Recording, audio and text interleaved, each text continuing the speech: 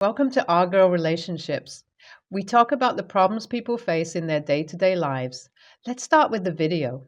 Life with siblings is either really fun or the worst thing that could ever happen in your life. In my case, it was the latter. My sister was 6 years old when I was born. It was my parents' dream to have two daughters. They had planned everything down to the last detail about our lives. When they found out their first baby was a girl, they wished for their second child to be a girl too. Our names, our favorite color, and even our future were laid out for us before we were even born. And once I was brought into this world, the pressure that I was put under to follow in my sister's footsteps was massive. You see, she's the golden child, the one with good looks and athletic interests. She was everyone's favorite, be it a new classmate or a neighbor. My sister left such an impression that made them believe that she was the embodiment of perfection. And then there was me. I wouldn't say I was average, but compared to her, I was below average in my parents' eyes. They wanted me to look and act like her and restricted me from being myself. At an age where one struggles to find themselves, I was not even given the luxury of doing that. I was expected to follow a certain personality and style, and anything more or less than that was unacceptable. Growing up as the neglected child who stayed in their sister's shadow for the longest time, all I craved was my parents' attention and praise. The slightest mention of positive feedback from them used to make my day. Pathetic, I know, but it was everything to me at some point. My sister made things worse. She was my bully, and a good one at that. When I completed high school as valedictorian, my parents didn't attend my graduation since my sister was hosting a party at our summer house with her friends. They gave me several excuses, saying high school graduation wasn't that big of a deal. It was the breaking point for me. I knew I had to get away from them to live freely, so I opted for the college furthest from my home. I enjoyed my college life and studied my favorite subject, English, which wasn't acceptable to my parents. I learned to ignore them and live my life the way I wanted. There, I met a guy and fell in love. He saw me for who I was and not for my family or my sister. Usually, people only got closer to me just to get my sister's information, so the friends I had weren't even friends. In college, I got to learn the value of friendships, love, life, and everything in between. When I graduated with my friends and boyfriend, I didn't bother calling my family since I knew they would cook up another excuse to miss it. I got a job and moved in with my boyfriend. All that while, whenever my parents called me, the news about my sister was the only thing I heard from them. They never cared to ask anything about me, and I never had the energy to tell them about me. After a few years, my boyfriend and I got engaged and were set to marry later that year. I broke the news to my family, who, surprisingly, showed interest in the marriage.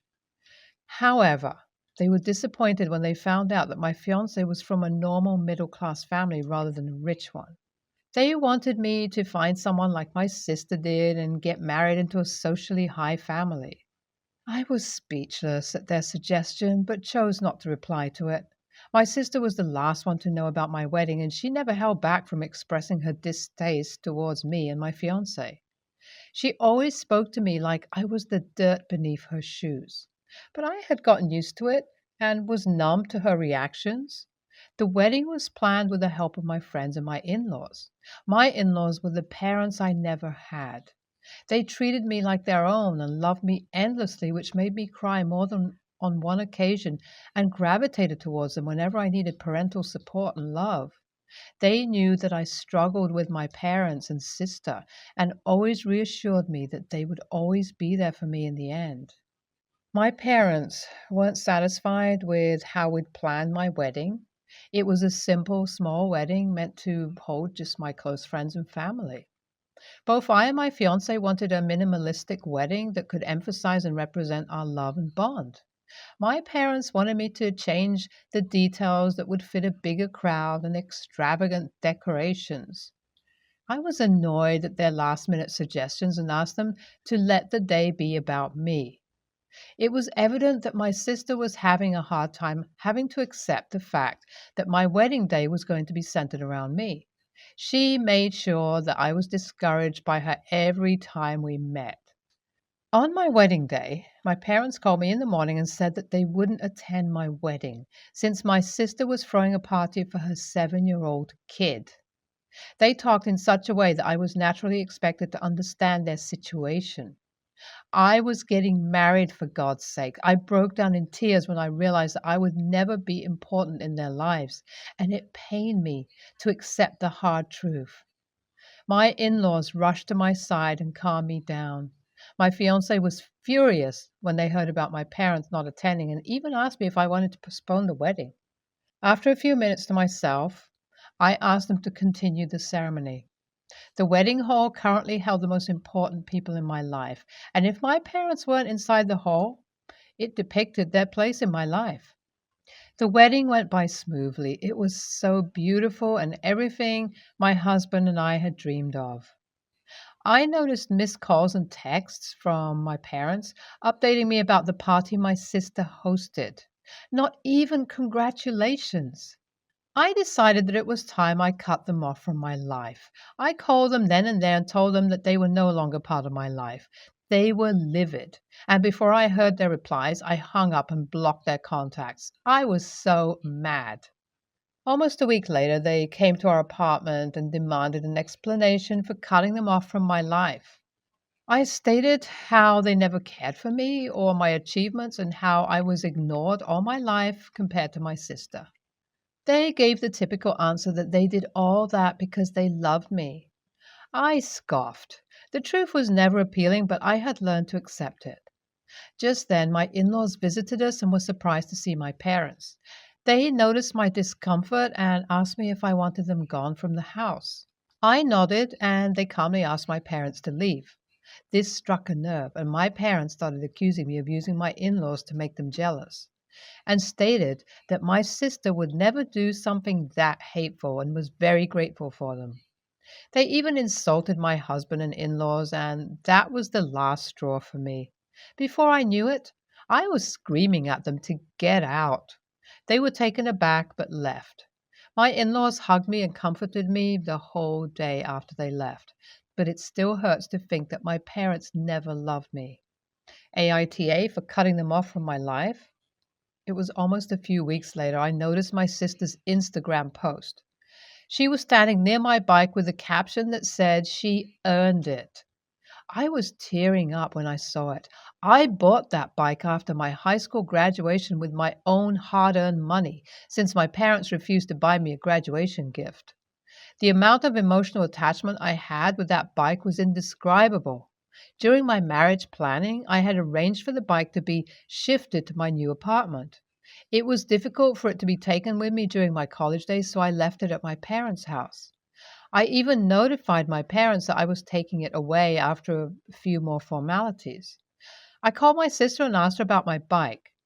She simply replied that it was my parents' gift to her. I felt betrayed by their behavior. Without thinking, I went to see my parents. They were surprised to see me, but when I raised the issue of my bike, their surprise slowly subsided. They kept arguing that since I was married and had better in-laws, they didn't think the bike was a necessity for me anymore. So they gifted it to my sister.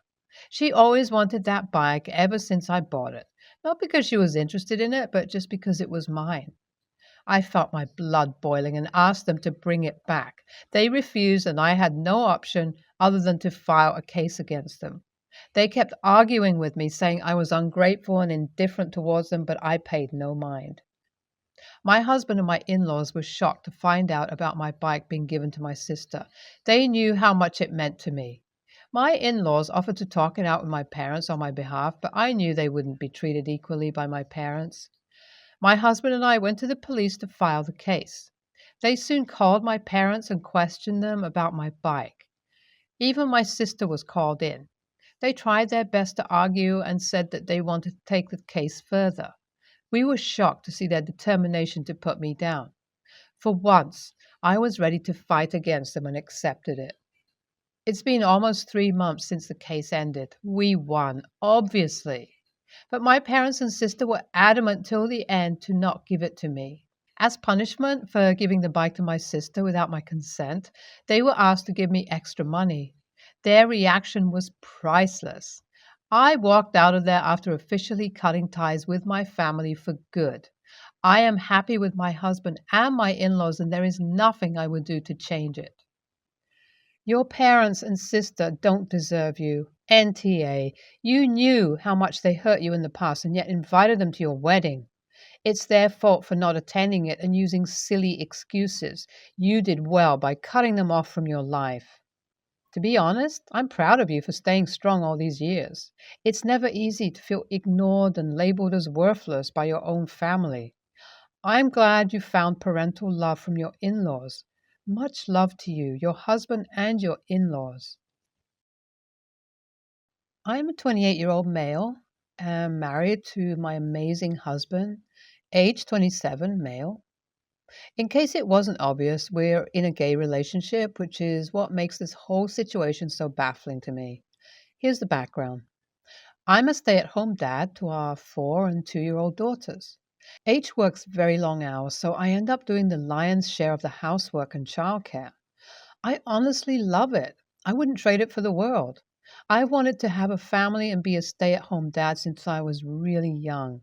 And H is amazing about helping whenever he's home, so it's really the perfect situation for us. But my family has never really accepted it, and they always think that he's taking advantage of me or that I secretly resent it. He made a joke about me being similar to a 50s housewife a month or two ago, and it kind of stuck. He occasionally calls me his housewife, mostly in private, and it's kind of turned into a silly pet name for us. I think it's cute and funny, and he would 100% stop if I asked him to, so I don't see the issue with it. H and I were at a family gathering yesterday when he teasingly referred to me as his housewife. I didn't mind, and it's pretty well known among my family that it's a running joke between us. But my sister, 20, who usually doesn't show, flipped her lid. She called H homophobic and told him it was offensive for him to try and feminize me. She said that if he wanted a wife, he could go get one instead of trying to turn me into one. We were both totally bewildered. H is 100% gay and has absolutely no interest in turning me into a woman. I'm very comfortable in my skin as a man too, and I'm probably more traditionally masculine than H is. I was pissed and I told her that was the dumbest thing I'd ever heard and to get away from us if she's going to accuse H of something so severe. She started crying and left, and the rest of us left pretty soon after because it had gotten awkward. H and I are still really pissed, and I don't think I did anything wrong, but my sister keeps blowing up my phone, and my mom thinks I should just apologize to her. I really don't want to. So, AITA? NTA, no way, no how. She made an assumption and made an ass of herself. What you might consider is letting her know that you appreciate that she's trying to advocate for you, but speaking over you is both infantilizing and demeaning. Suggest she look into the phrase, nothing about us without us. It's mostly about political action, but it has its application in societal issues as well. She can't be an effective advocate for the LGBTQ community if she doesn't. Actually, listen to the actual members of said community she's trying to advocate for. NTA, the housewife reference clearly triggered your sister, and it's wholly possible she didn't properly articulate why.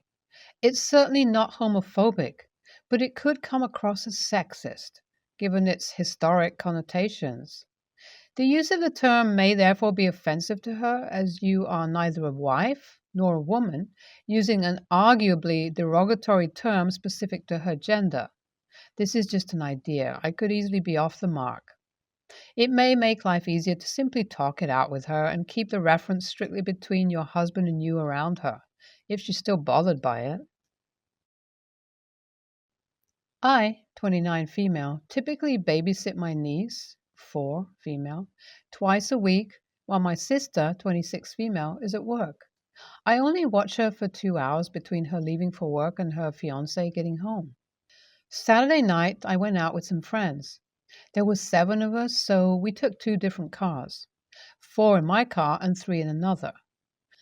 I was following the other car as we were going to another friend's house in the country that I hadn't been to before. Well, the worst happened. The other car was hit at 60 miles an hour. The car rolled. It was bad. Only 2 people were hurt. A kid from the third car who was life flighted out of the scene, and my closest friend, Stan, 30, male, who was taken from the scene by ambulance and transported to a major hospital in Arroway. Stan fractured his spine, broke a bone in his arm in 3 places, broke his wrist in his other hand, and had a concussion. Thankfully, he was released Tuesday, but will have to go back over the next few weeks for multiple surgeries. No, I don't think he should have been released yet. His entire upper body is in a cast right now, so he needs full-time care. He doesn't have family or an SO that can help, so he is staying with my husband and I so we can care for him. So here's where I might be the AH. When we were told he could come home as long as he had a caregiver, I let my sister know I would not be able to babysit my niece for a few weeks.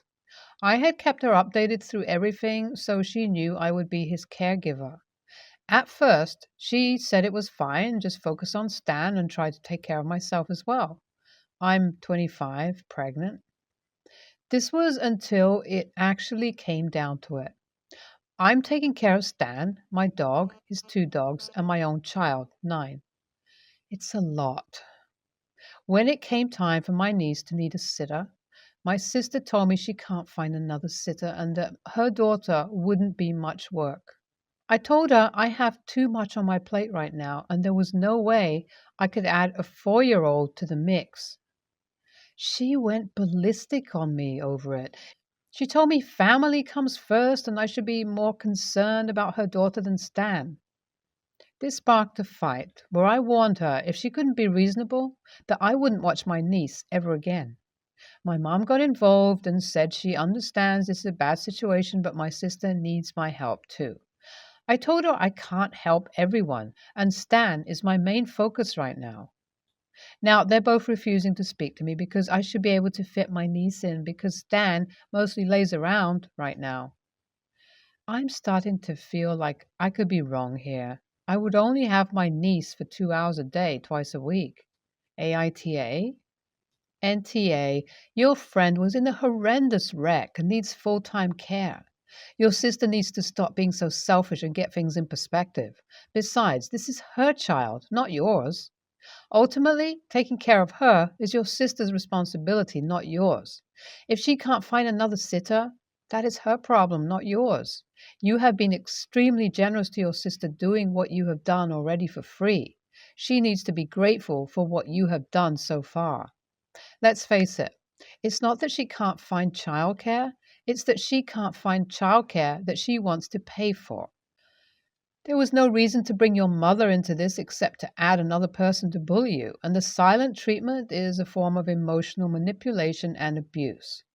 If you give in to this, you can expect more treatment like this in the future every time you try to stand up for yourself. NTA. No to your mom saying sis needs your help. Your sister has received your help regularly and reliably up until now. And the moment you need her help, by simply finding alternate arrangements for a brief time, suddenly it's not help. It's an obligation that you were never told you don't get to say no to.